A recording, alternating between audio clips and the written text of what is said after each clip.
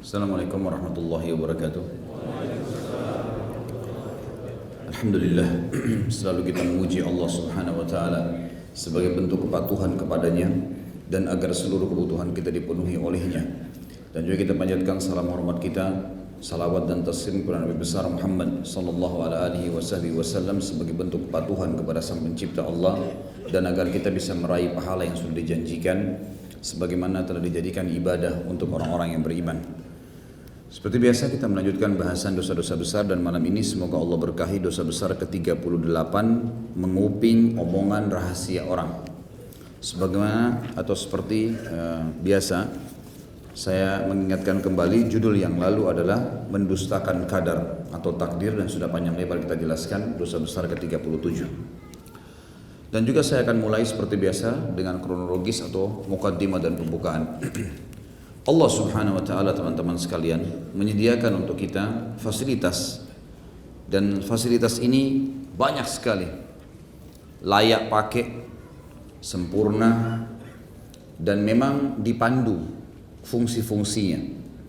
Dimulai dari diri kita misalnya, kita memiliki mata dengan sangat luar biasa, terang, bisa membedakan warna dengan bentuknya yang unik, diselimuti dengan kulit, bulu mata dan seterusnya, dengan urat-urat saraf yang begitu banyak dan rumit. Bagaimana mata kita bisa menangkap cahaya, sebagaimana teman-teman bisa lihat saya dan saya lihat sekarang antum juga, ini adalah reaksi daripada mata yang menangkap cahaya, kita bisa memantulkan kembali. Hidung kita perangkat yang luar biasa, kita bisa membedakan bau busuk dan bau wangi dalam seketika. Ada bulu-bulu yang halus menyaring semua debu dan bakteri yang tidak bisa ditangkap oleh mata kita. Dan pada saat penuh pun Sang Pencipta Allah keluarkan dengan cara bersin. Saking bahayanya bakteri-bakteri itu sampai Allah Sang Pencipta membuat tidak ada orang yang bisa menolak bersinnya. Pasti dia keluarkan. Mulut Allah Subhanahu wa taala berikan dengan segala macam bentuk gigi. Ada yang khusus untuk mengoyak makanan, ada yang khusus untuk menghancurkan, ada yang segala macam sebagaimana kita sudah tahu fungsi gigi kita masing-masing. Dengan begitu rapinya, dengan begitu bagusnya, ya. Dan begitu luar biasanya melengket di gusi kita yang daging dan darah dengan rapi, dengan berfungsi lama sampai bertahun-tahun. Mungkin dari kecil kita sudah memfungsikan gigi kita ini dipakai mengunyah, gitu kan. Mungkin ini kalau alat-alat yang dibuat oleh manusia sudah rusak.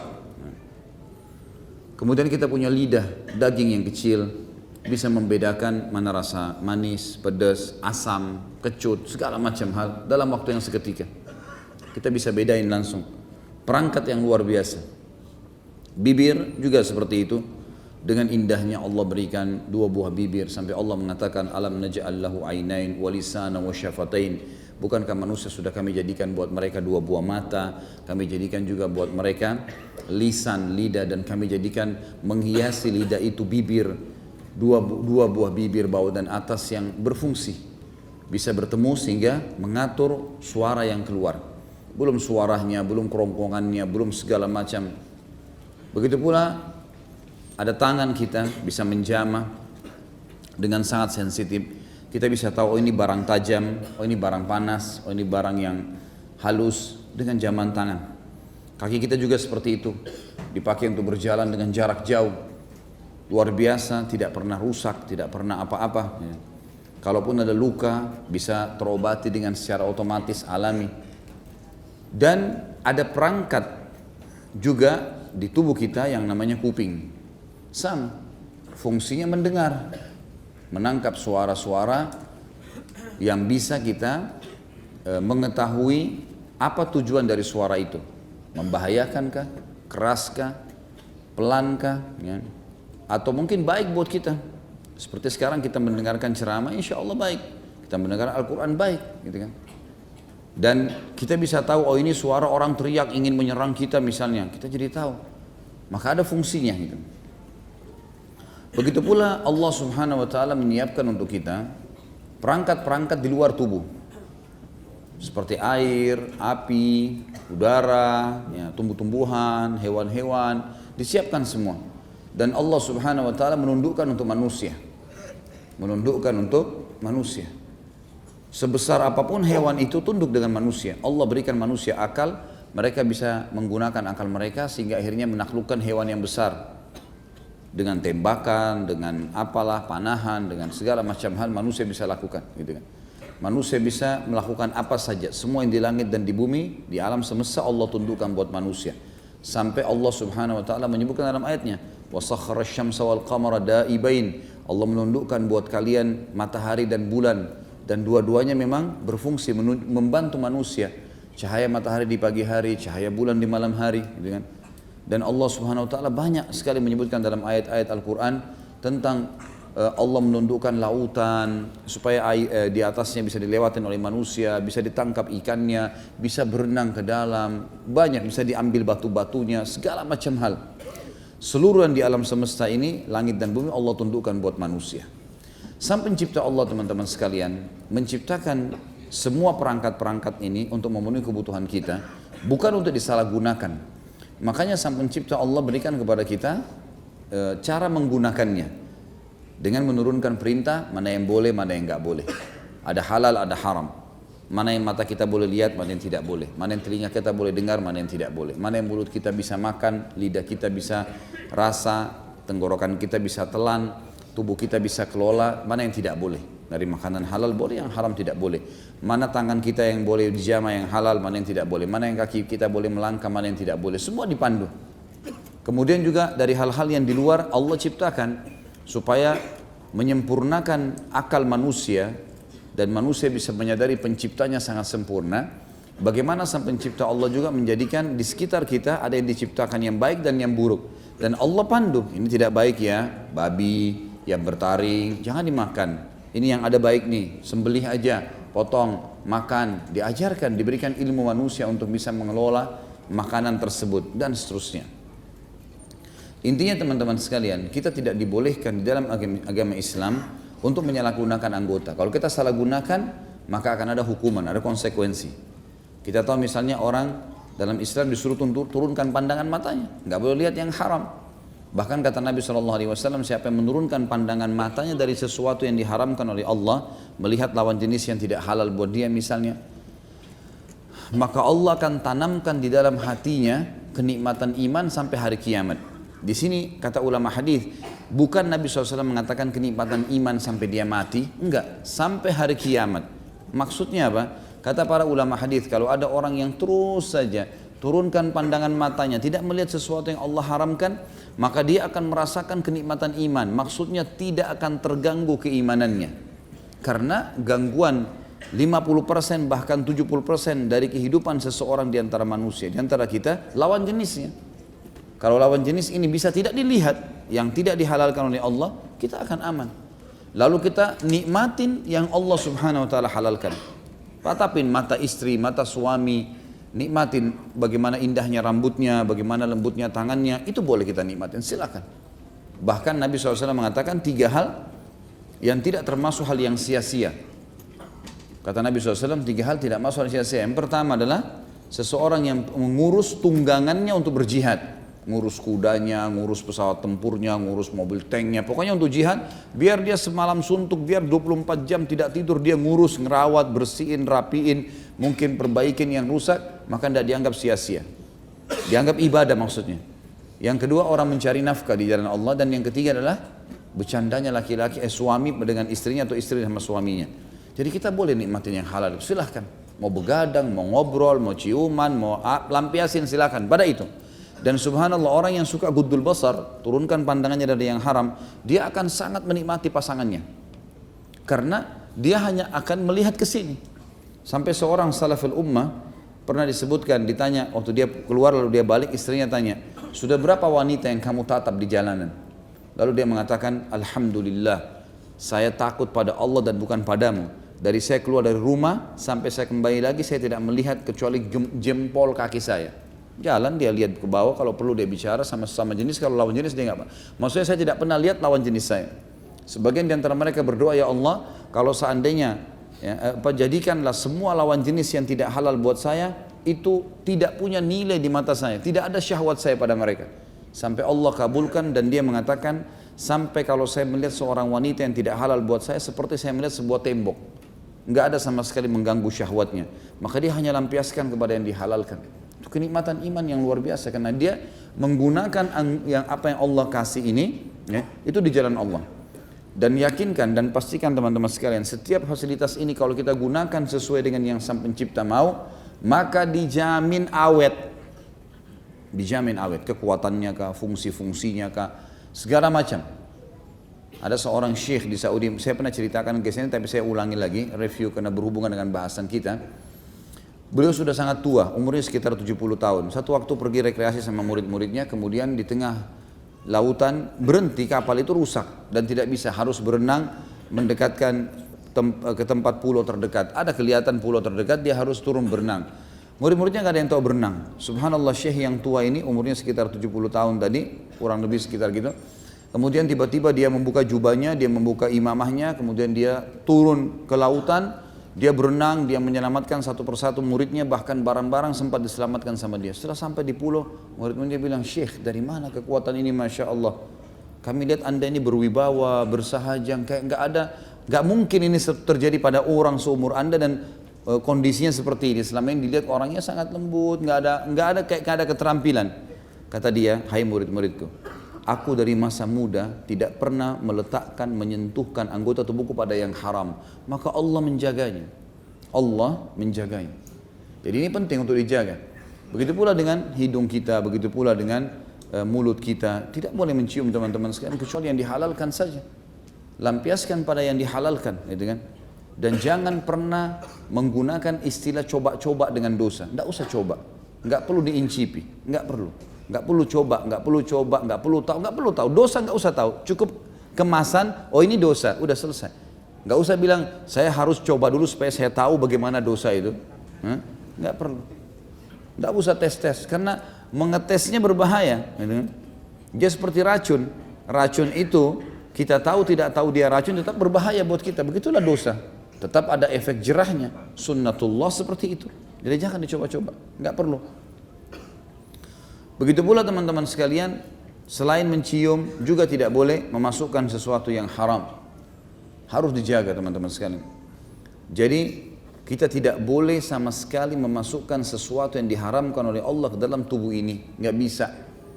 Jadi seperti ada orang memberikan kepada kita sebuah perangkat, anggaplah robot mainan, kemudian dia berikan instruksi, ini harus dicolok dulu, dicas dulu listriknya.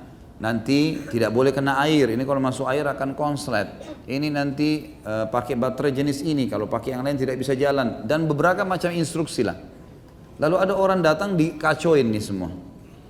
Dicelupin di kolam lah atau apalah, rusak semua. Seperti itu kurang lebih pemahamannya. Allah mengatakan ini saya ciptakan kamu, jangan dirusak ya. Jangan dirusak. Kenapa teman-teman sekalian kita kalau mati jenazah dimandiin? Kenapa antum harus dimandiin? Karena jenazah sebentar lagi masuk kuburan dimakan oleh tanah, habis. Kita gali kuburan beberapa hari kemudian sudah dimakan tanah, tuh habis sudah badannya. Memang Nabi SAW mengatakan, jasad kalian semua akan dimakan oleh tanah kecuali tulang ekor kalian. Terus kenapa kita mandikan?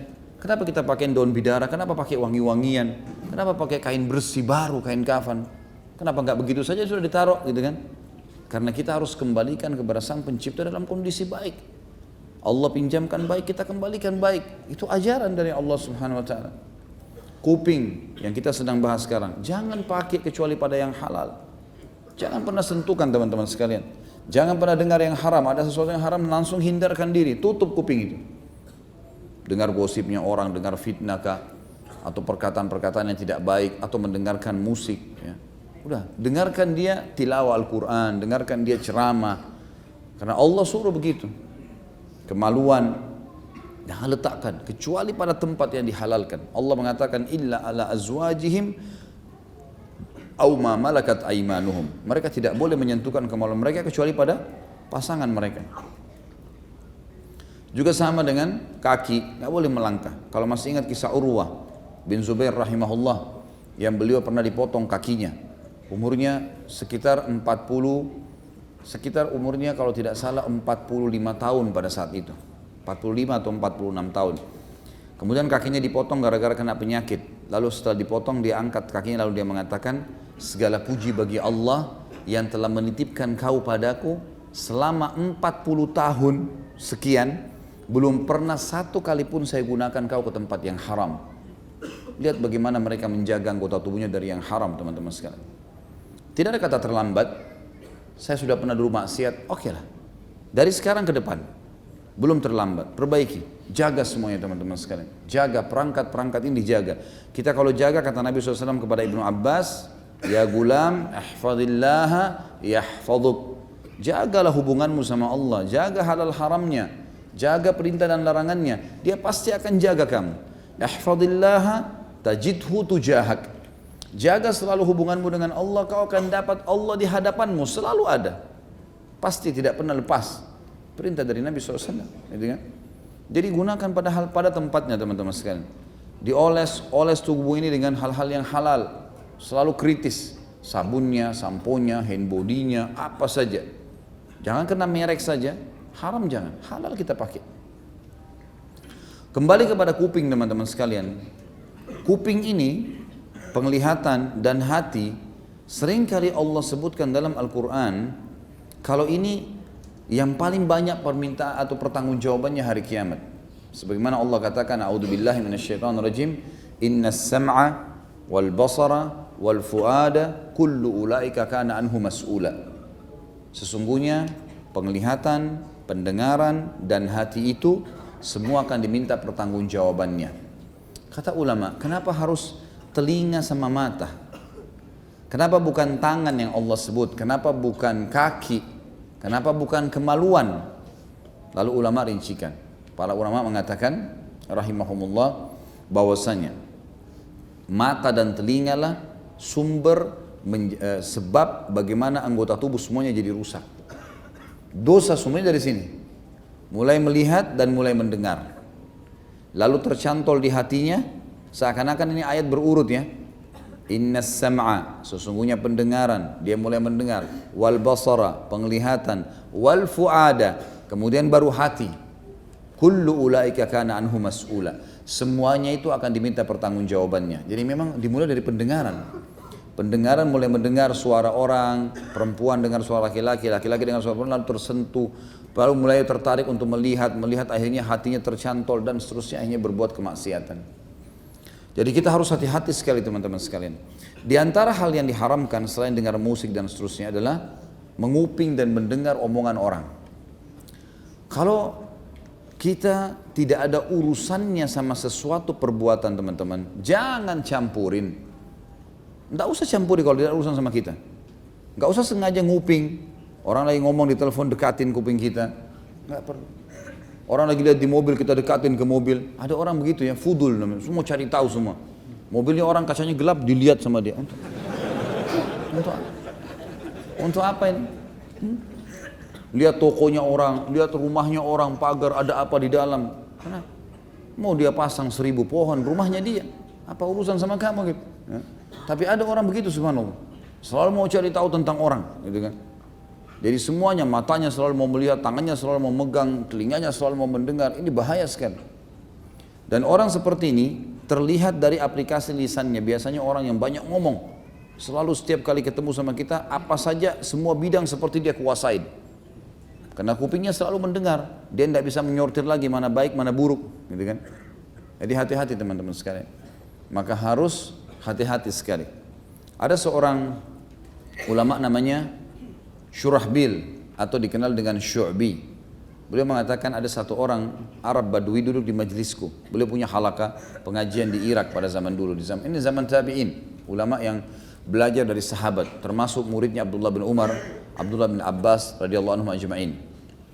Dia bilang ada satu orang Arab Badui, sudah lama dulu di majlis saya. Semua orang ngomong, semua orang bertanya kecuali dia. Dia nggak bertanya, dia selalu ada di pojok. Satu waktu sudah lama bertahun-tahun baru saya tanya, hai fulan, kenapa kau tidak pernah punya pertanyaan? Dia ucapkan kalimat, kata Syu'bi, kalimatnya saya terus ulangi jadi pelajaran di pengajian saya. Dia bilang, asma fa aslim. Saya dengar, maka saya selamat. Saya dengar, maka saya dapat manfaat. Dan sesungguhnya dia bilang, bagian daripada pendengaran seseorang kembali kepada dirinya. Kalau dia dengar, dia nggak usah apa-apa, dia dengar, maka kembali ke dirinya. Dan bagian yang akan didapatkan seseorang dari lisannya adalah kena orang lain. Kalau dia sudah ucapin susah ditarik. Tapi kalau dia cuma mendengar, maka itu akan bagi dirinya sendiri. Artinya saya tidak mau dengar, saya tidak mau mencerna di dalam kuping saya dan diucapkan oleh lisan saya kecuali sesuatu yang baik, sehingga saya tidak ada pertanggungjawaban hari kiamat. Seperti itu. Jadi bagaimana mereka menjaga? Teman-teman sekalian, jangan pernah berpikir kalau kita ini lepas dari awasannya, ya, awasannya Allah. Kita diawasi. Allah SWT mengawasi semua hamba-Nya. Setiap orang di antara kita, teman-teman, kalau dia punya barang, misalnya smartphone kita, HP misalnya, atau apalah, dompet yang biasa kita jaga. Kata para ulama, Allah lebih menjaga dan mengawasi seorang hambanya per individu daripada dia menjaga barang yang paling selalu melekat dengannya. Mungkin bajunya, mungkin dompetnya kalau kita sekarang, mungkin HP-nya. Kalau bagaimana kita jaga itu, Allah lebih jaga kita daripada itu. Dan ingat, keadilan Allah berlaku. Allah subhanahu wa ta'ala menghukum orang yang salah dan Allah subhanahu wa ta'ala membela orang yang benar. Dan tidak ada yang bisa menolak itu. Mustahil ada yang bisa tolak.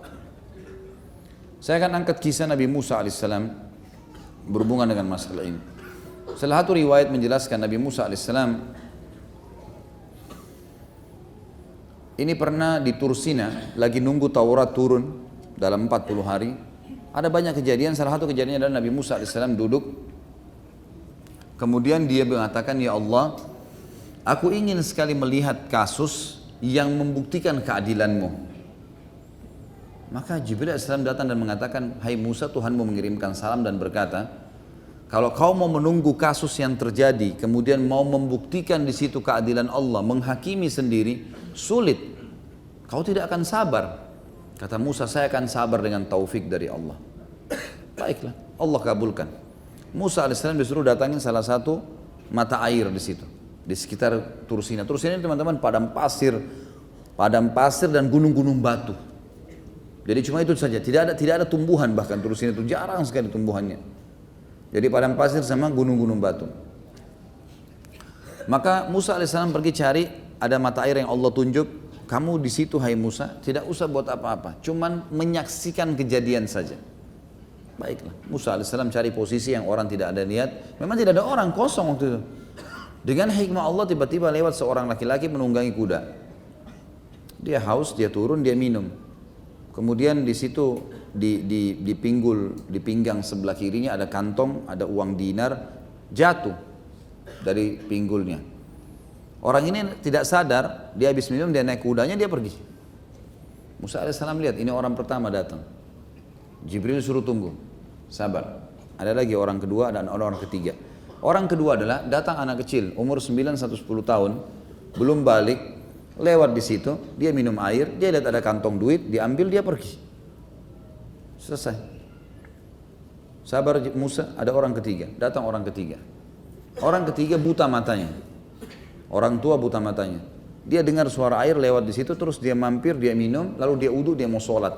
Tapi Allah alam, dalam kisah ini disebutkan mau sholat. Sholatnya apakah seperti kita tidak tahu. Karena zaman Nabi Musa ada syariat sendiri. Tapi yang jelas mereka sholat gitu kan. Pas dia mau sholat, terjadilah pemecahan kasus ini. Orang yang tadi yang pertama menunggangi kuda itu kembali ke tempat air, lalu dia lihat orang tua ini, nggak ada orang lain, padang pasir. Dia bilang, hai kakek tua, orang buta, apa kau lihat duit saya? Ada duit saya jatuh di sini satu kantong. Kata orang buta itu, saya buta, dari mana saya bisa lihat uangmu? Dia bilang, saya yakin di sini jatuh. Kau harus mengaku, pasti kau ambil. Kata si buta, silakan geledah. Saya nggak ambil apa-apa, saya mau sholat. Dia bilang tidak mungkin, kau pasti sembunyikan satu tempat, ributlah. Intinya cekcok, akhirnya penunggang kuda tidak bisa sabar, dihenuskan pedangnya, ditebas si kakek tua, mati. Setelah mati, dia cari kiri kanan, tidak ada duitnya, tunggangi kuda pergi. Kira-kira kalau antum menghadapi kasus ini, siapa yang salah, siapa yang benar nih? Saya kasih contoh, saya kasih gambaran begini. Mungkin antum akan sependapat dengan Musa alaihissalam, sebagaimana saya juga awalnya kisah ini saya pahami begitu. Musa alaihissalam mengambil kesimpulan, yang salah dari 3 orang ini adalah anak kecil. Kenapa? Karena kalau anak kecil nggak ambil duit, Maka orang itu datang ambil dia pergi, nggak bakal dibunuh si tua, gitu kan? Si buta ini. Begitu penggambarannya. Sama nggak kira-kira? Kalau nggak sama status manusia antum kita hapus saja. Habis bagaimana cara yang lain? Jadi intinya Musa alaihissalam anggap ini si anak yang salah. Jibril mengatakan tidak, hai Musa. Justru si anak itu pemilik hak. Gimana ceritanya? Jelas-jelas ini anak datang, ngambil duitnya orang, kemudian orang yang punya duit tadi kehilangan balik, akhirnya sampai dia nuduh orang lain, orang yang tidak dosa dibunuh. Jelas anak ini yang salah. Kata Jibril alaihissalam, makanya Allah bilang kau tidak bisa sabar, hai Musa. Begini ceritanya. Ini si anak kecil tadi yang datang ambil duit, punya seorang ayah, ayahnya itu mati dibunuh orang. Ayahnya si anak ini sebelum meninggal pernah bekerja dengan si penunggang kuda tadi, jadi pegawai, dan pernah tidak dikasih gaji oleh penunggang kuda, jumlahnya persis seperti isi kantong itu, sama persis. Si penunggang kuda teman-teman tidak pernah berpikir sebelumnya, dia keluar dari rumah, kumpulin duit sejumlah itu, kemudian dia bawa, dia nggak pernah berpikir mampir minum air di situ dan tidak pernah berpikir jatuh di situ. Ternyata Allah memberikan hak ayahnya si anak yang sudah mati dengan cara seperti itu. Keadilan Allah yang luar biasa. Diambil sama anak tadi. Itu sebabnya kenapa anak yang benar. Karena memang dia cuma mengambil hak ayahnya. Baik, kata Musa, bagaimana dengan orang yang buta matanya? Kata Jibril alaihissalam, ayahnya si anak mati dibunuh oleh si buta. Maka Allah mengutus orang yang zalim tadi, memberikan hak harta yang belum dia kasih, sekaligus mengkisos dan membunuh orang yang membunuh ayahnya. Coba kalau kita lihat dengan kacamata manusia, bisa kita faham seperti ini? Sulit sekali, gitu kan? Begitulah yang ilmu yang Allah berikan kepada Nabi Khidir alaihissalam. Bagaimana dia membunuh anak kecil, bagaimana dia membolongi kapal, bagaimana dia memperbaiki tembok anak yatim. Musa alaihissalam tidak bisa sabar. Kenapa Khidir? Kenapa? Ternyata memang ada perintah dari Allah Subhanahu wa taala yang tidak bisa dijangkau. Jadi teman-teman, kisah ini memberikan pelajaran kepada kita, ada pengawasan Sang Pencipta. Jangan bermain api dengan Allah ini, hati-hati. Jangan bodoh-bodohan. Allah Subhanahu wa taala mengalirkan darah di tubuh kita, yang menaruh sumsum di dalam tulang kita. Allah Subhanahu wa taala yang membuat kita, menciptakan kulit kita, semua urat-urat sarafnya, otot-ototnya, tulang-tulangnya, energinya, gitu kan. Penciptaan dari sperma sama sel telur, kemudian sampai menjadi seperti kita sekarang, sampai kita meninggal nanti. Kita akan kembali kepada Allah, disiapkan surga dan neraka. Dalam hidup sudah dipandu yang mana boleh, yang mana tidak boleh. Jangan bermain keluar. Selalulah berada di zona aman. Zona aman adalah orang yang patuh kepada Allah Subhanahu wa taala, karena Allah selalu mengawasi kita. Jangan mengatur tipu daya dan anggap Allah tidak tahu. Ingat firman Allah selalu teman-teman sekalian. Kata Allah Subhanahu wa taala, "A'udzubillahi minasyaitonirrajim, innahum yakiduna kaida wa akidu kaida." Sesungguhnya mereka itu orang-orang kafir, orang-orang bodoh nih yang mau mengatur tipu muslihat, mereka mengatur tipu muslihatnya, dan aku juga mengatur tipu muslihat. Dan kalau Allah yang menghukum teman-teman luar biasa, innallaha syadidul iqab. Allah itu keras siksaannya, dan selalu ada kalimat digunakan alim. Siksaan Tuhan itu alim, alim itu menyakitkan kalau orang yang melanggar. Dan Allah juga mengatakan Allah itu Rahmanur Rahim, pengasih dan penyayang, Raufum bil ibad, sayang dengan hamba-hambanya. Maksudnya yang patuh, atau kalau salah bertaubat, diterima sama Allah. Jadi kita berada di sini nih. Mau kemana kira-kira? Enggak mungkin kita bisa lari dari Allah. Jin aja bisa mengatakan dalam surah Jin, gitu kan? Dan kami yakin kami tidak akan bisa lari dari Allah. Mereka yakin dengan itu. Kita juga begitu. Mau lari kemana? Mau lari kemana teman-teman sekalian? Apapun yang kita kerjakan diawasi oleh Allah dan pasti ada hukuman-hukumannya. Hati-hati. Gunakan perangkat-perangkat ini pada hal yang dibolehkan oleh Sang Pencipta, kita akan aman. Baik dari sisi penjagaannya, perawatannya, segala macam itu akan dijaga oleh Sang Pencipta gara-gara kita menjaganya. Tidak boleh sama sekali kita memata-matai orang, tidak boleh sama sekali kita mengintai orang, kecuali berhubungan dengan masalah peperangan atau kejahatan memang yang ditugaskan oleh pemerintah setempat untuk itu. Tapi kalau kita pribadi nggak perlu. Nggak perlu lihat rumah tetangga, dia ubah cat apa, dia ganti mobil apa, hari ini dia pakai sepatu merek apa, apalah segala macam, dia beli kulkas baru atau tidak, segala macam. Gitu. Seperti saya pernah bilang, ada orang tetangganya beli AC, dia yang kedinginan. Pusing dengan keadaannya orang. Begitu orang lewat pakai mobil baru, sengaja dia cemberut mukanya. Kenapa cemberut? Mobilnya orang. Dia yang pakai. Apa urusan sama kamu gitu? Tapi seperti itulah manusia, subhanallah, digoda oleh syaitan, gitu kan. Jadi kita tidak usah campuri keadaan orang, teman-teman sekalian. Tidak usah dengar yang bukan urusan kita. Jangan memata-matai. Allah berfirman, Imam Az-Zahabi mengangkat di sini dalil pertama, dosa besar ke-38, menguping omongan rahasia orang. Kalau omongan itu umum, kayak kita gini pengajian, ada orang datang dengar pengajian terus mampir dengar juga, itu lain. Memang untuk umum ini. Tapi kalau orang bicara berdua, memang dia tidak mau orang lain dengar, kita nggak boleh campur, nggak usah campur. Untuk apa kita campur kepada hal-hal yang tidak perlu? Masuk di sini teman-teman, jangan terima curhatan. Nggak usah jadi pahlawan. Lagi duduk iseng, habis makan kenyang, siapa ya kira-kira teman-teman telepon? Assalamualaikum, salam. Kamu ada masalah apa nih? Buka pintu. Kenapa? Enggak, curhat aja nggak apa-apa kok, saya rahasiakan. Saya mau dengar. Zikir ya akhi, baca Quran. Ngapain dengar omongannya orang? Pusing, nanti orang itu cerita begini, dia juga terbawa emosi, dia juga begini, oh kamu harus begini. Akhirnya masuk ke ghibah. Ini menguping loh ini, dengar orang bicara. Ya kalau dia benar, kalau dia salah. Tidak usah. Kalau kebetulan memang kita ini bertanggung jawab, kita bertanggung jawab dan memang kita harus dengar. Misal kita sebagai orang tua bertanggung jawab terhadap anak-anak kita. Kita harus tahu masalah apa yang dia hadapin nih. Dia cerita tentang sekolahnya, tentang apa, kita dengarin. Itu lain, gitu kan. Pokoknya kita bertanggung jawab itu lain. Tapi kalau tidak bertanggung jawab, tidak ada urusannya sama sekali. Gak usah buka menguping-uping orang, gak usah gitu. Ini penting. Allah mengatakan di sini dalam Al-Quran, di dalam surah Al-Hujurat ayat 12, A'udzubillahi minasyaitonirrajim wala tajassasu. Dan jangan pernah kalian saling memata-matai, mencari-cari kesalahan satu sama yang lain. Tidak boleh mata-matai teman-teman sekalian. Tidak usah cari tahu. Tidak usah buka HP-nya orang, tidak usah periksa lemarinya orang, tidak usah periksa piringnya orang, tidak usah. Ada orang masuk ke ruang tamu bertamu, duduk di situ, sudah duduk, silakan duduk. Tidak usah orang masuk lihat ke dalam apa di situ. Mau cari tahu di dalam apa yang dia buat, tidak usah. Bukan urusan kita teman-teman sekalian. Teman kantor duduk sebelah bunyi HP-nya, siapa yang telepon tuh? Kenapa? Nggak ada urusannya sama kita sama sekali. Jangan tajassus, tidak usah. Sampai saya juga bahasakan teman-teman, suami istri pun begitu. Tidak usah campurin, ambil tugasnya malaikat. Ada malaikat Allah kasih pengawal gratis, setiap orang 2, nggak digaji, nggak pernah tidur, nggak pernah capek, semua dicatat. Ma yalfidhu min qaulin illa ladaihi raqibun atid. Tidak ada satu qaul, perkataan, pernyataan, keinginan kecuali semua dicatat oleh malaikat. Nggak bisa luput. Dan Allah yang urus dia, bukan kita. Kalau kemungkaran depan mata baru kita luruskan.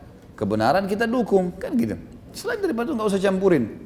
Jangan tajassus, ya. Jangan tajassus. Saya sampai berapa kali bahasakan sama istri saya tidak akan periksa HP kamu. Ingat, bertakwa kepada Allah, Allah mengawasi kamu. Saya titipkan kamu kepada Allah subhanahu wa ta'ala. Allah yang akan mengawasi. Kamu salah, dia akan hukum loh. Sebagaimana juga sama saya. Jangan, tidak perlu periksa HP saya, tidak perlu. Saya telepon kapan saya perlu, saya jawab orang kapan saya perlu. Saya tahu diri saya. Selesai, tidak ada tajassus. Nggak perlu mengambil tugasnya malaikat. Begitu pasangan masuk kamar mandi, periksa HP. Telepon siapa nih, SMS siapa nih. Untuk apa ini? Nah? Bagaimana kalau pas antum ambil nomor telepon ternyata nomor mertua antum yang baru? Nah? Kan jadi ngaco semua nanti. Di dalam hadis Nabi SAW, hadis ini riwayat Imam Bukhari. Kata Nabi SAW, "Man istama'a ila hadithi qaumin wa hum lahu karihuna, subba fi udunayhi al-anuk yawm al-qiyamah. Wa man sawwara suratan udhiba wa kullifa an yanfakha fiha ar-ruh wa laysa binafikh." Barang siapa yang menguping omongan orang sedangkan mereka tidak suka kalau didengarkan oleh selain mereka. Jelas-jelas dirahasiakan, dikecilin suara gitu kan. Memang mereka tidak mau didengar, maka pada telinganya akan dituangkan cairan tembaga yang panas pada hari kiamat. Dan ini kalau dia tidak sempat taubat ya. Kalau sempat tobat alhamdulillah. Tapi ingat, menguping ini sama dengan menggibah, sama dengan memfitnah. Kita sedang mengambil haknya manusia. Selain tobat kepada Allah, minta maaf sama dia. Dan barang siapa yang menggambar makhluk hidup, maka dia akan diazab dan dipaksa untuk meniupkan ruh padanya. Sedangkan dia tidak akan pernah bisa meniupkan ruh padanya. Diriwayatkan oleh Imam Bukhari.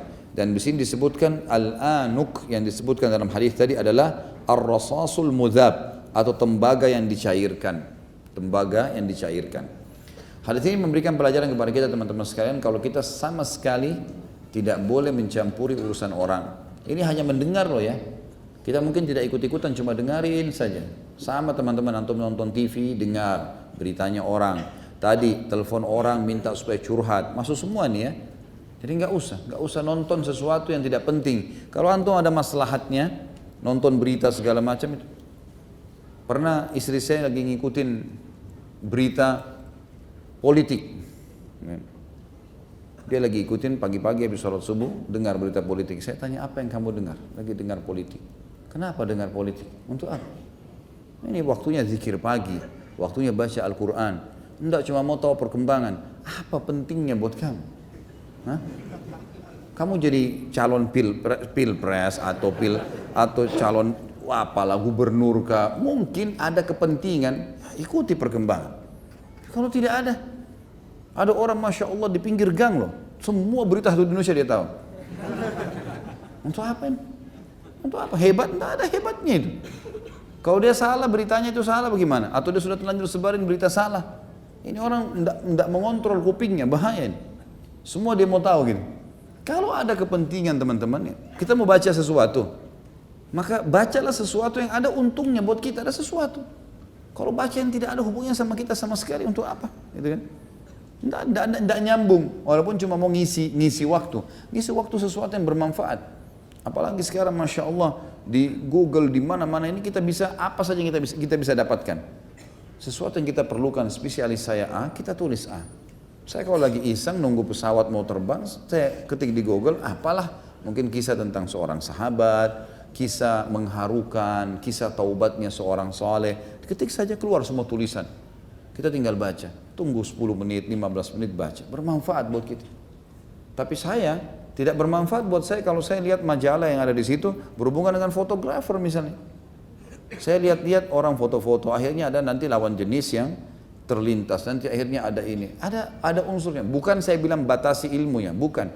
Tapi cobalah teman-teman fokus kepada memang yang kita butuhkan sehingga lebih efektif waktunya. Coba renungi baik-baik, nanti oh iya sampai kepada poin itu. Gitu kan? Daripada kita terlalu berlebih-lebihan dalam seperti ini, akhirnya masuk kepada hal yang tidak perlu. Jadi dengarin beritanya orang yang tidak penting buat dia, terus kemudian terima curhat-curhatannya orang. Atau ada orang yang sembunyi-sembunyi ngomong lalu sengaja dia pura-pura ikut dengar. Nah ini semua teman-teman tidak ada manfaatnya. Ini akan ada pertanggungjawaban, gitu kan? Pertanggungjawaban. Lebih bahaya lagi kalau dia sebarkan. Ya. Makanya dalam hadis ini dikatakan kalau ada orang sengaja dengar saja, ini mirip dengan hadis yang orang sengaja melihat ya dan menguping, ada gabungan. Hadis Nabi SAW memberi siapa yang datang sengaja mengintip rumah orang. Ya. Mendengarkan ucapan orang, kemudian kata Nabi SAW sudah layak orang-orang itu, orang yang sedang dilihat auratnya, rumahnya, yang dia tutupin, didengarkan omongannya untuk ya merusak matanya. Dalam hadisnya dikatakan kalau ada seseorang yang sengaja datang kepada satu kaum dan melihat, sengaja memata-matai satu kaum dan kaum itu melempari dan mencungkil matanya, maka mereka tidak dihukum, tidak ada kisosnya. Saking pentingnya untuk tidak usah campurin urusan orang lain. Jadi kalau tidak sempat taubat maka akan ditempahkan timah panas ke kupingnya. Itu siksaannya. Kemudian dalam penutupan hadis dikatakan dan barang siapa yang menggambar makhluk hidup, maksudnya sini membentuknya. Dan yang di sini dibatasi oleh para ulama adalah hewan, manusia, gitu kan? Bisa masuk jin dan malaikat. Ada orang biasa membuat kayak figur laki-laki patung di komplek-komplek perumahan terus ada sayapnya, digambarkan tuh malaikat, gitu kan? Kemudian ada orang gambarkan syaitan, naudzubillah, jin dengan kepala ini dengan warna merah lah, dengan apalah keluar asap tanduk lah segala macam yang tidak masuk di akal, semuanya digambar-gambar itu dari syaitan. Ini juga sama, dia buat patungnya kah, dia buat gambarnya kah, yang penting dia buat utuh, maka ini nggak boleh. Manusia juga hewan tidak boleh.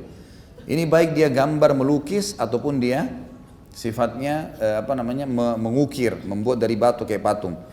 Sedangkan nanti hari kiamat dia akan disuruh kasih ruh, dan dia tidak akan pernah bisa kasih ruh lalu kemudian disiksa dia. Dalam hadis yang dikatakan siapa yang membentuk makhluk yang menyerupai ciptaannya Allah, jin, manusia, tadi saya bilang hewan-hewan, mungkin malaikat, ini semua teman-teman sekalian, dia akan disuruh, didatangkan apa yang dia buat itu, yang dia ukir, yang dia buat, yang dia lukis dan seterusnya. Pada hari kiamat lalu Allah berikan, suruh dia kasih ruh. Dia tidak mampu, Allah yang kasih ruh lalu menyiksanya di neraka. Apa yang dia buat akan menyiksa dia di api neraka. Naudzubillah. Lalu untuk apa? Kenapa teman-teman kalau rumah kita tidak ada patungnya? Enggak ada ruginya. Kenapa kalau rumah kita tidak ada lukisannya? Kenapa kalau kita tidak dilukis? Enggak ada masalah. Hah? Kalau antum tidak dilukis, terhapus mata antum sebelah mungkin. Enggak ada, alhamdulillah, enggak ada masalah. Jadi enggak usah mampir di bawah tuh banyak pelukis. Mudah-mudahan Allah kasih hidayah. Saya lewat, saya lihat itu di gambar-gambar lukis. Semoga Allah kasih hidayah. Kita doakan saja. Enggak usah mampir di situ. Gitu. Alhamdulillah, jauhi. Kalau sesuatu selain ini, misalnya tumbuh-tumbuhan, hewan, pemandangan alam semesta, pemandangan umum selain tadi yang saya sebutkan 4 ini, insya Allah masih tidak masuk dalam larangan hadis ini. Allahu a'lam bis-shawab. Dan insya Allah kita akan bahas pertemuan akan datang di dosa besar ke-39 masalah melaknat. Subhanakallahumma bihamdika asyhadu an la ilaha illallah astaghfirullah wa atubu ilaik. Wassalamualaikum warahmatullahi wabarakatuh. Baik, pertanyaan pertama di sini, bagaimana sikap kita apabila ada saudara saya yang bertanya tentang sifat si fulan. Kebetulan saudara saya ada hajat atau bisnis dengan fulan, dan si fulan adalah teman saya, dan saya harus menceritakan jujur termasuk rahasia atau sifat buruk si fulan. Tentu ini pernah kita jelaskan ya di masalah tidak termasuk dalam ghibah kalau 4 hal. Tidak termasuk menceritakan aib orang lain kalau dalam 4 hal. Yang pertama istifta, meminta fatwa, dan ini murni meminta fatwa, tidak ada tujuan lain. Seperti misal suami istri bertengkar, kemudian si suami mengatakan istri saya tidak pakai jilbab, istri saya selingkuh, atau suami saya tidak sholat. Ini aib, tapi dia ingin mencari fatwa. Apakah saya bisa pertahankan rumah tangga saya? Kalau dia niatnya innamal a'malu binniyat, niatnya bukan untuk menjatuhkan pasangannya tapi mencari solusi agama, tidak masuk ghibah. Yang kedua istinsah. Istinsah ini sama dengan ini pertanyaannya tadi. Kalau ada orang yang mau ngajak bisnis, ada orang yang mau menikah dengan saudaranya, anaknya, maka dia tidak tahu, dia boleh tanyakan kepada orang yang mengenal, dan orang mengenal boleh menyampaikan yang dia tahu berhubungan dengan pertanyaannya saja. Jangan kemana-mana ini. Kalau misal orang ini mau menikah dengan anak saya tidak kenal, lalu kemudian saya tanya kepada si A datang melamar, saya tanya kepada si B. Si B saya terkenal, hai si B, kamu kenal nggak si A? Iya saya kenal. Bagaimana menurut kamu? Orangnya tidak sholat, misal. Orangnya tidak jujur, yang saya tahu begitu saja. Dan memang dia niat murni menasihatin saya supaya jangan sampai saya ketipu gitu. Tapi kalau dia sengaja tunggangi, malah justru kesempatan untuk menyebutkan kesalahan orang, ini malah dia berdosa. Jadi masuk dalam pertanyaan ini adalah poin kedua ini, istinsah, minta nasihat. Jadi boleh kita sebutkan yang dibutuhkan saja, yang kita tahu, dan kita pastikan memang tentang kebenaran informasi itu. Yang ketiga istirsyad, memberikan petunjuk. Kalau tadi memberikan nasihat, kalau sekarang memberikan petunjuk, beda sedikit. Contohnya, kalau seandainya saya janjian sama orang, saya pernah kasih contoh yang di masjid, kemudian saya tidak kenal orangnya siapa, saya tanya marbut masjid, mana si fulan? Oh di depan sana di saf pertama. Kemudian saya lihat ke sana orang banyak, yang mana? Dia bilang yang pakai baju hitam, yang badannya gemuk, yang kepalanya botak. Dia sebutkan, tapi niatnya dia untuk memberikan petunjuk. Kalau tidak saya nggak tahu gitu. Ini juga innamal a'malu binniyat. Niatnya dia apa? Kalau sekalian dia diunggangi itu yang botak tuh sana gitu. Itu berarti dia tanggung gitu kan.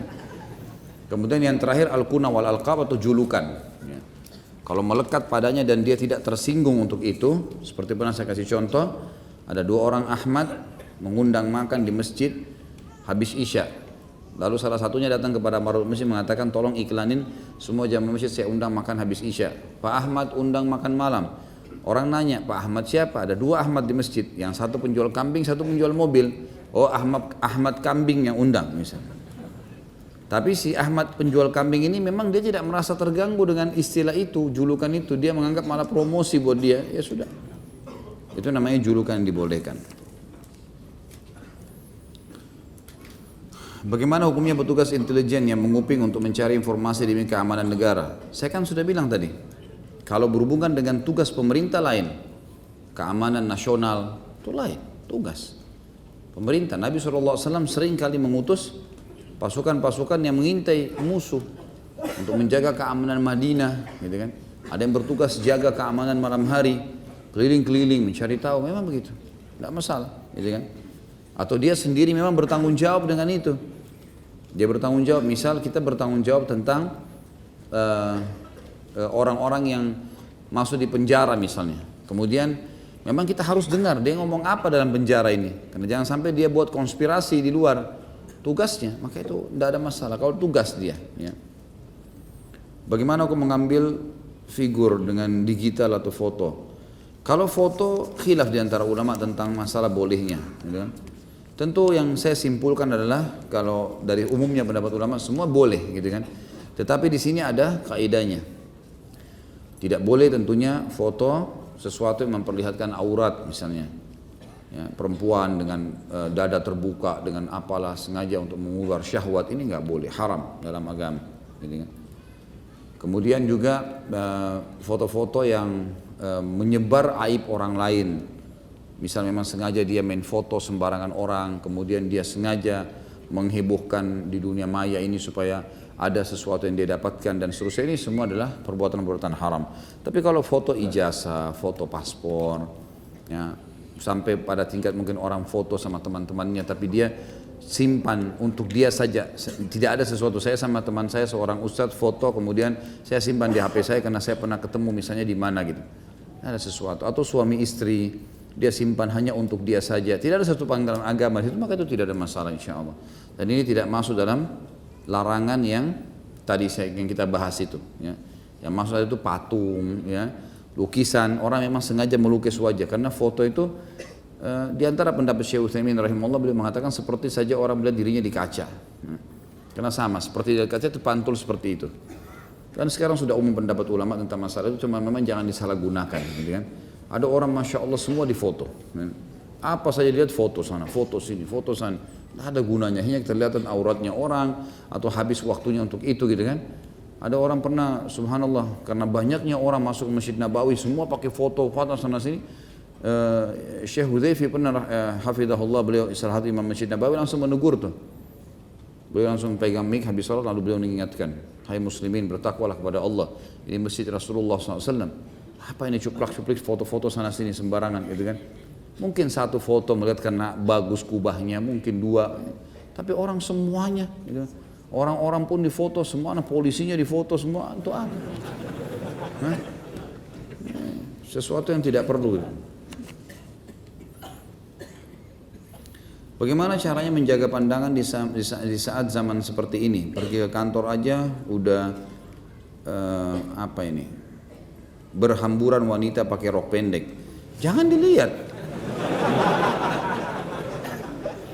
Kalau bagaimana caranya jangan dilihat. Bisa kalau mau. Sekarang ada orang sekian banyak yang lewat, kita lagi sibuk, apalagi kalau lagi naik motor, macet. Sibukkan diri dengan itu, putar ceramah di mobil.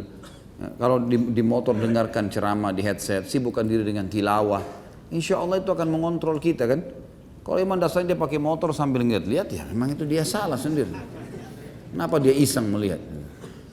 Jadi bisa, kalau mau bisa, insya Allah. Dan subhanallah, laki-laki yang begini lebih dihormati. Ya.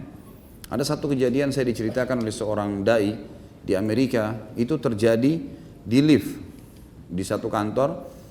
Ada satu perempuan naik sampai masuk Islam, orang itu Katolik dan akhirnya syahadat dan menikah sama laki-laki Muslim ini. Umumnya perempuan kalau sudah di lift berdua sama laki-laki paling sedikit diisengin, gitu kan. Mungkin digoda dengan kata-kata dan seterusnya. Ada satu Muslim, dia rupanya sudah ikut pengajian di sana, gitu kan. Kemudian dia satu lift dan ini lantainya jauh, lantai ke-50 sekian. Gak ada orang juga naik, liftnya tidak berhenti. Ini perempuan sudah merasa ketakutan, tapi dia heran, kok laki-laki ini melihat ke bawah terus, gitu kan. Sampai keluar di lift itu, kebetulan lantainya sama.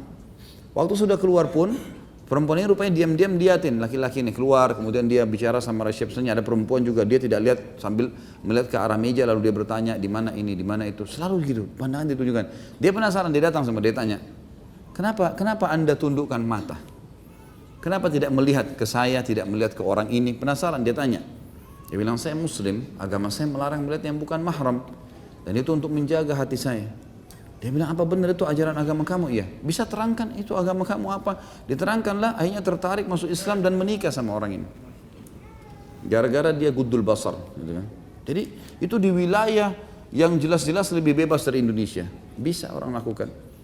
Asal mau insya Allah bisa. Tadi disebutkan menggambar orang tidak boleh. Sejauh mana batasan hukum ini? Apakah seorang komikus juga tidak boleh? Apakah pekerjaannya haram? Padahal karakter yang biasa digambar tidak ada kemiripan dengan manusia asli. Contoh komik Naruto. Apalah semua namanya di sini. Tentu teman-teman sekalian, bagi yang sudah hadir di majelis ilmu, mestinya sudah faham. Ganti profesi. Kalau biasa begini, gambar-gambar, ganti profesi yang lain. Tulislah sesuatu yang bermanfaat, gitu kan? Alihkan ke tulisan, alihkan kepada hal yang betul-betul real. Kalau ini Naruto lah, Dragon Ball lah, apalah semuanya. Apa manfaatnya? Tidak ada manfaatnya sama sekali. Dan saya sudah pernah bilang teman-teman, yang paling banyak mendangkalkan generasi umat Islam dari akidahnya justru ini. Cerita bohong, Spiderman, Batman, apalah. Tidak ada tokohnya. Nggak ada tokohnya, justru itu fiktif, dusta. Akhirnya anak-anak kita tumbuh dengan berpikir memang ada. Batman itu kan buruk sebenarnya. Tapi dianggap dia jadi tokoh, dianggaplah ini, dianggaplah itu. Untuk apa? Tidak ada gunanya sama sekali. Akhirnya kalau kita ceritain anak-anak kita tentang Abu Bakar, tentang Umar, pertanyaan pertama sama Spiderman enggak? Ada jaringnya enggak? Gitu. Aisyah itu seperti Cinderella, enggak ada tongkatnya bisa ngubah dan. Jadi ini semua tokoh fiktif untuk apa? Gitu kan? Untuk apa? Itu dulu. Jadi fiktif ini sudah tidak baik. Gitu. Ceritanya juga tidak perlu. Tulislah sesuatu yang bermanfaat teman-teman. Dan yang paling bermanfaat adalah tulis masalah Islam. Tulis masalah sahabat, kisah orang-orang soleh. Coba deh. Akan banyak sekali kok. Ada banyak sahabat Nabi. Banyak kisah-kisah yang unik berhubungan dengan masalah itu. Itu yang pertama. Yang saya tekankan dalam masalah ini. Kemudian yang kedua. Memang kalau menggambar nggak bisa. Walaupun tidak ada atau tidak ada tokoh aslinya. Gitu. Orang sekarang tadi saya bilang orang gambarkan malaikat, nggak dilihat malaikat, tapi dia gambarkan laki-laki bersayap. Sama ulama bilang nggak boleh. Dia sudah membentuk kan. Jadi Allah alam yang saya tahu lebih baik dihindari, ya, dijauh ini semua.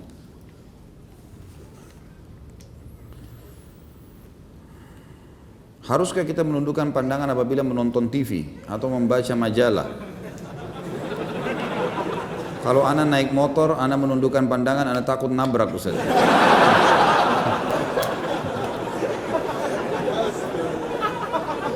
Ini nggak tahu, memang nggak paham bertanya atau iseng bertanya.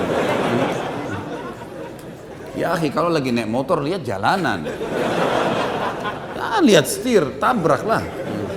Saya juga naik motor gitu kan.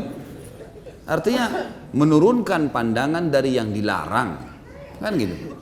Menurunkan pandangan, lihat lawan jenis, itu menurunkan pandangan. Tapi kalau lihat jalanan, lihat pohon, lihat isyarat lampu merahnya, jangan turunkan pandangan. Apa hubungannya? Ya? Menundukkan pandangan dari yang diharamkan saja. Gitu kan? Kalau yang tidak diharamkan, makanan, minuman, kalau semua antum tunduk, minum pun tunduk, gimana caranya? Nggak mungkin. Makanya saya bilang, ini nggak ngerti benar-benar atau... Ada melihat majalah, ada gambar lawan jenis, langkahilah. Nggak perlu gitu. Sebagian ulama di Saudi misalnya, yang saya tahu dari mereka, itu kalau mereka melihat memang harus pun ada majalah, mereka lihat, kemudian ada sesuatu yang memang senonoh lah, tidak layak dilihat, maka mereka kalaupun itu ada di tempatnya, maka dihapus dengan spidol, mereka coret, atau memang mereka tidak perlu baca lembarannya, dilangkahin selesai, gitu kan?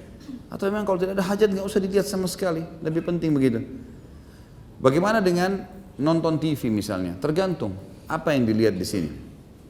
Ulama mengatakan ada hal-hal yang tidak termasuk dalam hal yang dilarang, seperti masalah majelis ilmu.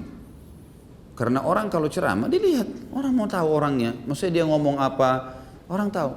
Di zaman Nabi SAW Nabi SAW pernah membaiat para wanita, sahabiat, agar mereka tidak melakukan perbuatan-perbuatan zina dan seterusnya. Itu di hadapan Nabi SAW. Mereka duduk. Terjadi pada pembebasan kota Mekah, terjadi pada beberapa titik lah ya, beberapa kejadian. Maka Nabi SAW isi pengajian dan memang dilihat itu sesuatu yang terjadi gitu, umum. Di kancah peperangan, Nabi SAW seringkali membawa tidak pernah kurang dari 20-30 orang sahabiat di setiap peperangan. Dan ada satu orang wanita namanya kalau tidak salah Rufaidah. Rufaidah ini salah satu perawat dikenal sekali di Madinah. Jadi kalau ada laki-laki pun sakit dirawat oleh perempuan ini. Jadi mereka mengobati luka-luka para mujahidin. Nah ini keadaan-keadaan diistithnakan namanya, dikecualikan. Karena memang Nabi SAW membolehkan itu. Dalam majelis ilmu atau dalam pengobatan itu lain. Sekarang ada perempuan mau melahirkan, tidak ada dokter kecuali laki-laki. Maka laki-laki itu harus membantu dia melahirkan. Dia harus lihat auratnya. Itu darurat pengobatan. Beda hukumnya, gitu kan? Beda, ini beda. Kalau ada perempuan, alhamdulillah lebih baik. Tapi kalau nggak ada, gimana caranya? Ini sudah fatwa umumnya ulama, gitu kan? Jadi memang ada keadaan-keadaan tertentu yang tidak boleh khalwat berdua, itu lain. Sekarang ada ustadz duduk berdua sama satu orang jamaahnya perempuan, konsultasi nggak boleh. Kalau bukan tempat umum boleh, kalau berdua nggak boleh. Kalau umum misalnya terus ada orang bertanya begini, itu lain, hukumnya masih umum. Tapi kalau khalwat berdua haram, nggak boleh, jelas. Jadi ini ada pengecualian seperti itu. Sama halnya kalau di TV orang lagi ceramah kita tonton, yaitu nonton ceramah, gitu kan? Itu adalah insya Allah baik dan juga dijaga. Kalau kita merasa memang melihat itu adalah bisa merusak hati kita, jangan dilihat. Gitu. Dengar cukup dengar, gitu kan? Itu sudah cukup.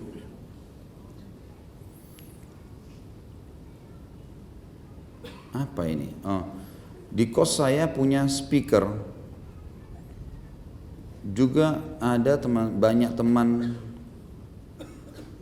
minjam speaker untuk memutar musik lewat speaker saya. Saya sudah menasihati teman-teman kalau musik dilarang dalam Islam, tapi mereka cuma jawab iya dan menghiraukan nasihat saya. Pertanyaan saya, apakah saya termasuk mendapat dosa karena saya penyebab teman saya memutar musik di speaker saya? Jawabannya iya, jangan dipinjamin. Jangan dipinjamin, tidak boleh. Dia mau pinjam motor kita, dia mau zina, mau pacaran. Kemudian kita bilang, jangan ya, nggak boleh pakai pacaran. Iya, tapi kita sudah tahu dia mau pacaran. Terus kita pinjamkan, punya andil nggak? Punya andil. Kenapa pinjamin? Maaf, saya nggak pinjamin kalau untuk maksiat, saya nggak mau tanggung dosanya. Kamu pelit, terserah, mau bilang apa.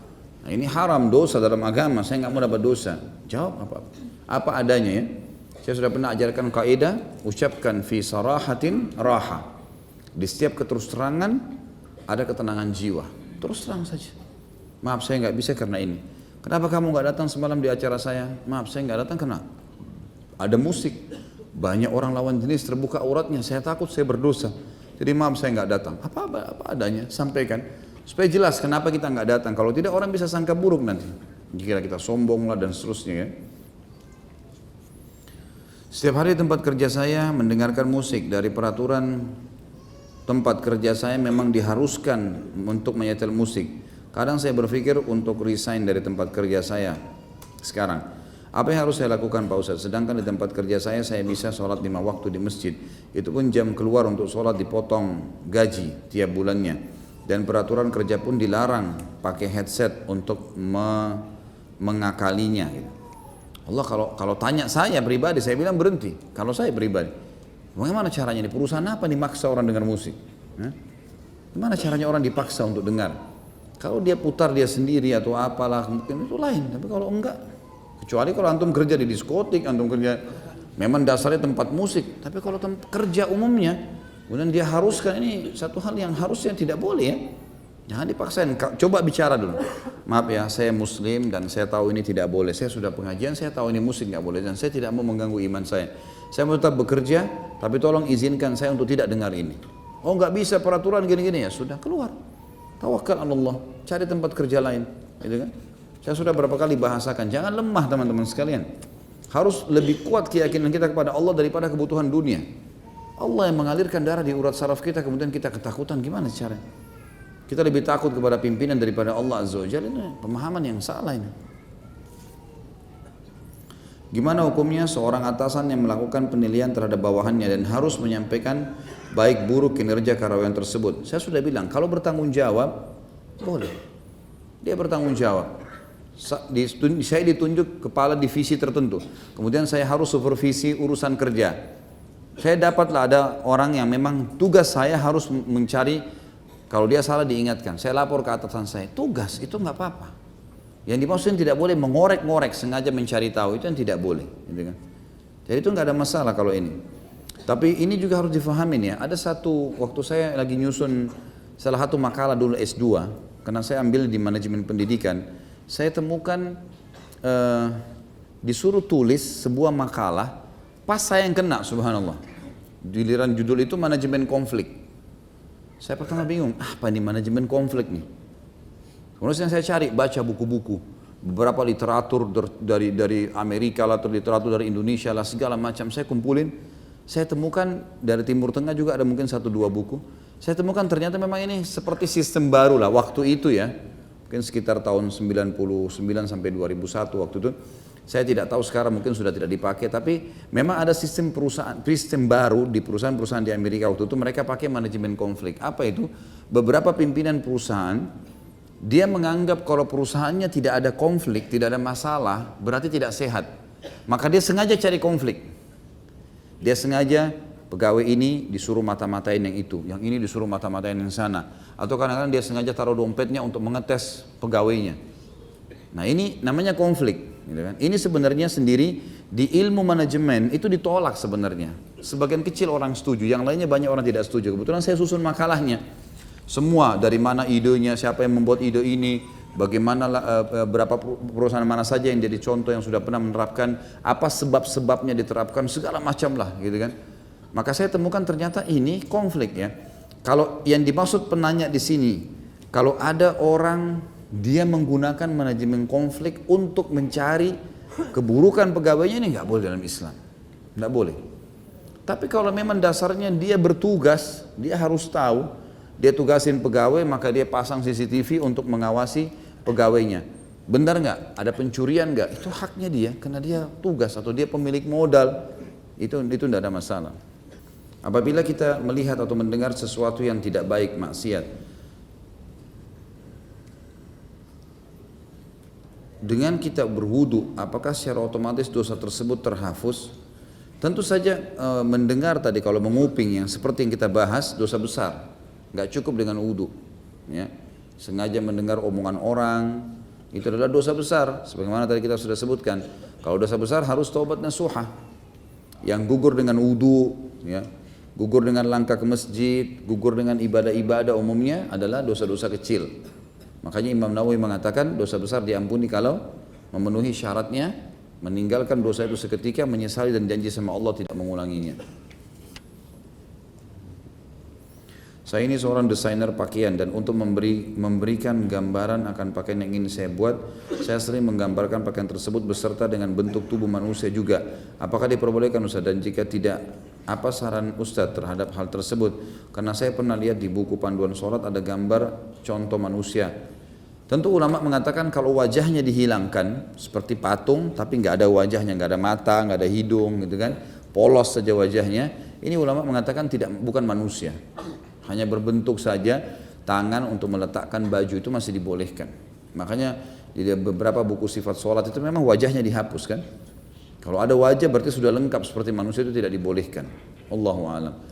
Tentu saran saya, kalau saya saran pribadi, kalau memang bisa kita gambar baju itu tanpa harus ada bentuk badan, atau cuma sekedar orat-orat memang dibentukkan seperti ada tangannya segala, tapi tidak kepala, pokoknya bagian wajah dihapus aja, tidak ada. Gitu kan? Kecuali memang kita harus buat surban atau mungkin jilbabnya ada garisan wajah tapi tidak ada mata, semua itu sudah cukup. Allahu a'lam, itu saran saya begitu, karena saya yang ditanya jadi saya jawab ya. Benar ada hadis yang mengatakan boleh membuka aib seseorang di 5 tempat. Contoh saat seseorang menceritakan aib orang lain untuk mengingatkan saudaranya. Misalkan menikah dengan seorang pemabuk penjahat. Hadis tersebut Anda dapat oleh ustadz lain. Allahu a'lam. Saya tidak tahu kalau 5 tempat. Saya sudah sebutkan tadi kan di awal pertemuan. Ada 4 keadaan di mana tidak termasuk ghibah. Bagaimana jika kita tidak sengaja mendengar omongan atau obrolan orang di tempat yang kita tidak bisa menghindar? Contoh kamar mandi, kita sedang mandi. Dan bagaimana jika ada teman saya berusaha curhat namun saya tidak mendengarkan dia, tetap bicara dan terdengar. Ya. Tentu kalau darurat kita tidak bisa menghindar kayak di kamar mandi kemudian orang lagi cerita, ya kita selesaikan hajat kita kemudian kita keluar, gitu kan? Kita keluar. Itu lebih baik. Kalau misalnya pun ada orang yang ini ngobrol di kamar mandi, ini satu hal yang aneh ya. Bagaimana caranya dia ngobrol, ini kan yang kita ngobrol antara dua orang. Atau dia lagi telepon, dia misalnya, Pak ini kamar mandi Pak, jangan ngobrol, telepon. Kita bilang bisa saja, kita nasihatin, teruskan gitu kan. Kalau ada ribut atau apa dibahasakan, kalau enggak kita selesaikan hajat kita pergi itu lebih baik. Kalau kalau kita sedang berhadapan dengan sesuatu yang menjerumuskan kita pada dosa, tugas kita tinggalkan.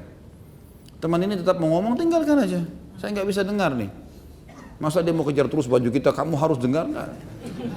Saya nggak bisa dengar. Cari orang lain deh. Saya nggak bisa dengar kesalahan ini. Jadi jangan bilang ini saya nggak bisa, dia tetap ngomong, ya tinggalkan. Saya nggak bisa, tinggalkan berdiri, gitu kan. Sampai Nabi SAW pun disebutkan dalam ayat Al-Quran, kalau seandainya ada orang yang sedang membicarakan sebuah dosa, ghibah, gunjing, kemudian fitnah dan seterusnya, kata Allah SWT, suruh berdiri Nabi SAW, hatta yakhudu fi hadithin ghairi, sampai mereka ubah pembicaraan mereka. Tidak boleh duduk di situ. Jadi kita tinggalkan memang.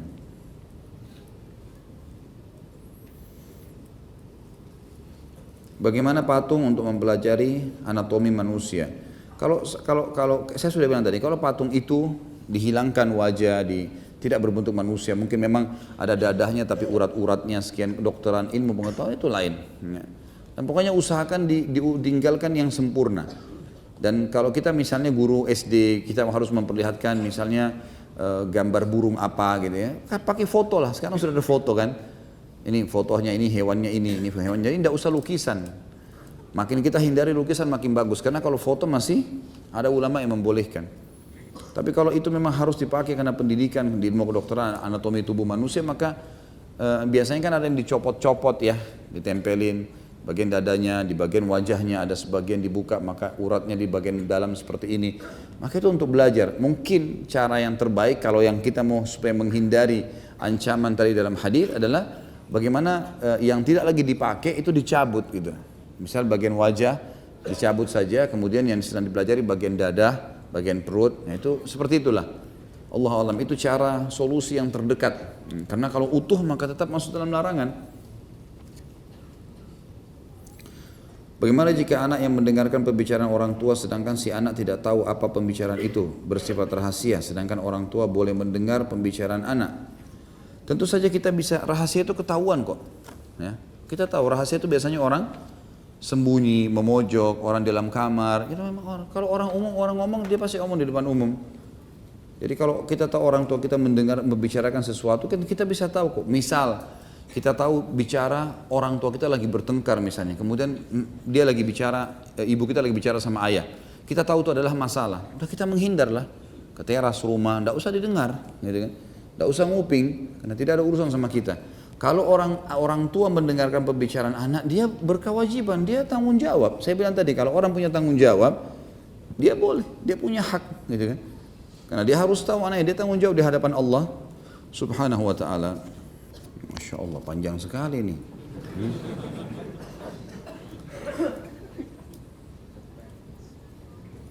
Kayaknya ini curhat masalah rumah tangga ya.